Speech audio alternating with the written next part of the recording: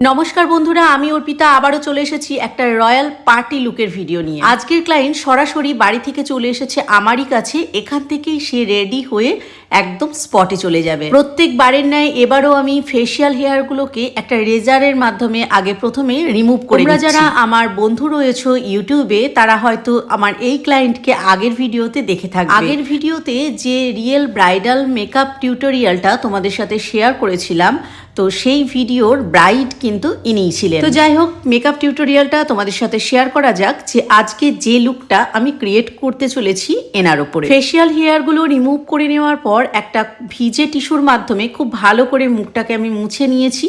তারপর moisturiser use করেছি। তোমরা জানো যে এমব্রোলয়েজ ময়শ্চারাইজার আমি সবসময়তেই ইউজ করি, আর এই ময়শ্চারাইজারটা ভীষণ ভালো স্কিনকে ময়শ্চারাইজ করার জন্য। যেহেতু এটা ব্রাইডাল লুক নয়, পার্টি লুক, তো সেহেতু আমি আজকে প্রোডাক্টগুলো একটু চেঞ্জ করেছি। তোমরা বুঝতেই পারবে আমি তোমাদেরকে প্রত্যেকটা প্রোডাক্ট শেয়ার করছি। আমি ময়শ্চারাইজার অ্যাপ্লিকেশনের পর এখানে ইনসাইটের একটা সিলিকন প্রাইমার ইউজ করেছি আজকে। মেকআপটা যাতে খুব ভালো হাইলাইট হয়, তো সেই কারণে এখানে একটা ইলুমিনেটিভ ক্রিম ইউজ করেছি।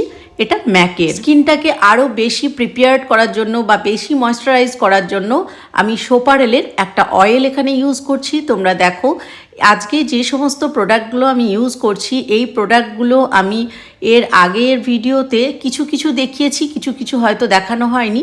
তো আজকে আমি নতুন নতুন কিছু প্রোডাক্ট কিন্তু এই মেকআপ টিউটোরিয়ালটাতে ইউজ করছি। অয়েলটা ভীষণভাবে ময়শ্চারাইজ হয়। আর তোমরা জানো যে প্রত্যেকটা প্রোডাক্ট অ্যাপ্লিকেশনের পর কিছুক্ষণ করে সময় দিতে হবে সেটা স্কিনের সাথে অ্যাবজর্ব হওয়ার জন্য। তবে আজকে আমি কোনো লিকুইড ফাউন্ডেশন অ্যাপ্লিকেশন করব না আমার ক্লায়েন্টের স্কিনের উপর। যেহেতু রয়েছে পার্টি মেকআপ, তো পুরোটাই আমি ক্রাইলনের স্টিক ফাউন্ডেশনের মাধ্যমেই কিন্তু কমপ্লিট করব। 27 স্টিক ফাউন্ডেশন দিয়ে আমি ফুল কভারেজ করার চেষ্টা করছি। আন্ডার আই যে জায়গাগুলো ব্ল্যাক স্পট রয়েছে সেগুলোকে ফুল কভার করার চেষ্টা করছি। তো তোমরা চাইলে এটা পুরোটাও লাগাতে পারো।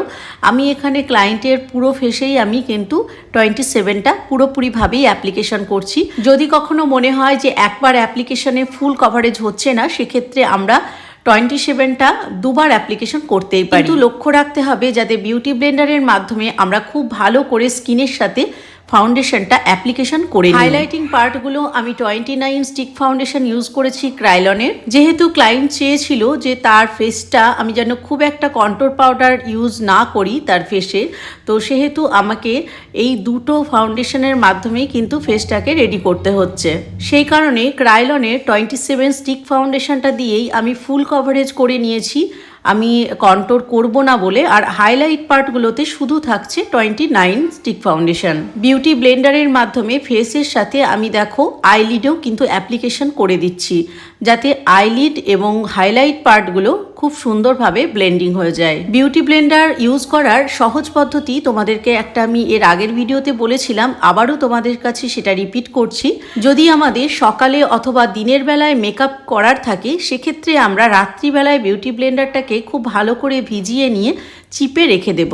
আর যদি আমাদের মেকআপ করতে হয় রাতে, সেক্ষেত্রে আমরা বিউটি ব্লেন্ডারটাকে ভিজিয়ে রাখবো সকালে। ফাউন্ডেশন ব্লেন্ডিংয়ের পরে আমি এখানে ওটুর লিকুইড ব্লাশার ইউজ করছি। তোমরা দেখেছো আমার আগের ভিডিওগুলোতেও। প্যালেট থেকে ডাস্ট ব্লাশার তো অবশ্যই আমরা ইউজ করব পুরো মেকআপটা সেটিং হয়ে যাওয়ার পর, যখন আমাদের সেটিং পাউডার অ্যাপ্লিকেশন হয়ে যাবে। তো ফাউন্ডেশন কমপ্লিট হওয়ার পর আমরা লিকুইড ব্লাশার অবশ্যই কিন্তু ইউজ করতে ভুলবো না।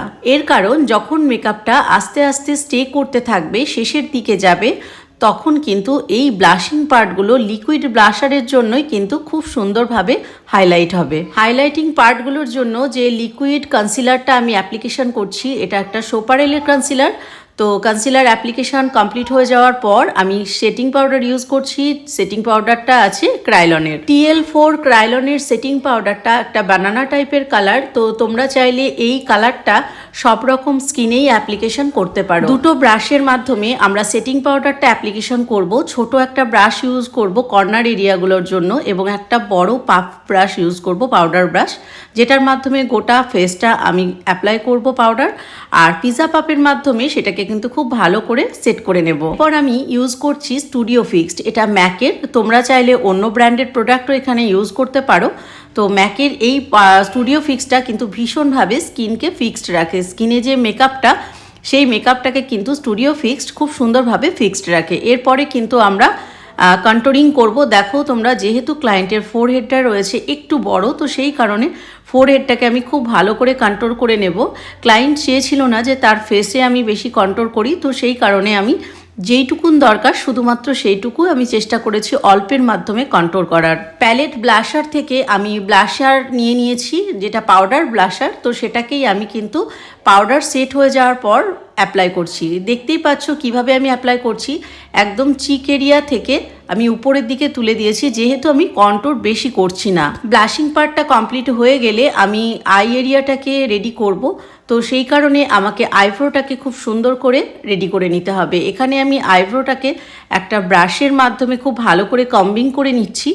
তারপর আমি একটা পাউডার প্যালেট রয়েছে, তো সেটার থেকেই কিন্তু আমি আইব্রোটাকে রেডি করছি। আইব্রোতে আমি খুব বেশি খাটতে যাব না আজকে, যেহেতু রয়েছে পার্টি মেকআপ, তো সেহেতু আমারই একটা আইব্রো পেন্সিল ছিল, সেটাকে দিয়ে কিন্তু আমি উপরের দিকগুলোকে কভার করে নিচ্ছি। দেখো, আইব্রো প্যালেট থেকে যে আমি কমপ্লিট করেছি আইব্রোটাকে, তো সেখানে যে যে জায়গাগুলো ফিল হয়নি সেই জায়গাগুলোকে ফিল করার জন্য আমি এখানে একটা পেন্সিল ইউজ করছি। তোমরা এটা খুব সহজে করতে পারো। ক্লায়েন্টের শাড়ির সাথে ম্যাচিং করে আমি আই মেকআপটা করার চেষ্টা করেছি, যেহেতু ক্লায়েন্ট চেয়েছিল একটা রয়্যাল পার্টি লুক, তো সেই রকমই একটা আই মেকআপ দেওয়ার চেষ্টায় আছি আজকে। তো এরকমটা কোনো কথা নেই যে শাড়ি যে কালারের পরা হবে সেই কালারেরই আই মেকআপ করতে হবে। যেহেতু ক্লায়েন্টের আজকে শাড়ির বা ড্রেসের কালারটা পিঙ্ক অথবা রানির সাথে একটু টাচ রয়েছে, তো আমি চেষ্টা করেছি সেই রকম টাইপেরই কিছু একটু কালার এখানে অ্যাপ্লিকেশান করার। তো দেখো তোমরা, আমি পার্পেল কালার অ্যাপ্লিকেশান করছি, আর ফ্রন্টের দিকে আমি একটু সাদা অ্যাপ্লিকেশান করেছি, আর মিডিলটাতে মানে আই লিডের উপরে আমি একটু গ্লিটার অ্যাপ্লিকেশান করব। এখানে আমি সোপারেলের একটা গ্লিটার অ্যাপ্লিকেশান করেছি। আর অ্যাজ ইউজুয়াল তোমরা জানো যে আমি ইংলটের কাজল সবসময় পছন্দ করি, তো ইংলটের কাজলটাই আমি কিন্তু ক্লায়েন্টের আই এরিয়াতে অ্যাপ্লিকেশন করছি। তবে কাজলটা দিয়ে আজকে যে আইলাইনারটা আমি ড্র করেছি সেই আইলাইনারটা আমি কিন্তু স্মাচ করে দিয়েছি। একটা খালি ব্রাশ নিয়েছি এবং সেই ব্রাশের মাধ্যমে আমি দেখো এই কাজলটাকে স্মাচ করে একটু স্মোকি টাইপের করার চেষ্টা করেছি, যেহেতু আই মেকআপটা একটু বোল্ড টাইপের রয়েছে। উপরে পার্পেল কালার ইউজ করলেও আমি নিচের দিকে কিন্তু ইউজ করেছি রানি অথবা পিঙ্ক কালারের আই শ্যাডো, তোমরা দেখতেই পাচ্ছ। আর আই এরিয়ার কর্নারের দিকে একটু গ্লিটারি শ্যাডো অ্যাপ্লিকেশন করেছি। আমার আই মেকআপ কমপ্লিট। এরপর আমি হাইলাইটার অ্যাপ্লিকেশন করছি। যে যে পার্টগুলোতে হাইলাইটিং করব সেগুলোতে হাইলাইটার অ্যাপ্লিকেশন করে নিয়েছি। তারপর লিপস্টিক। তবে আজকে ক্লায়েন্টের ডিম্যান্ড সেরকম কিছু ছিল না। লিপস্টিকটা আমি আমার মতন পছন্দসই পরিয়েছি কালারটা। তো যেহেতু শাড়ির কালারটা রয়েছে পিঙ্কের দিকে, তো আমি চেষ্টা করেছি পিঙ্কের দিকেই লিপটাকে রাখার। সবশেষে হেয়ারের পালা। হেয়ারটা কমপ্লিট করে নিয়ে পুরো লুকটা নিয়ে চলে আসছি তোমাদের কাছে। কেমন হয়েছে অবশ্যই তোমাদের মতামতের অপেক্ষায় রইলাম।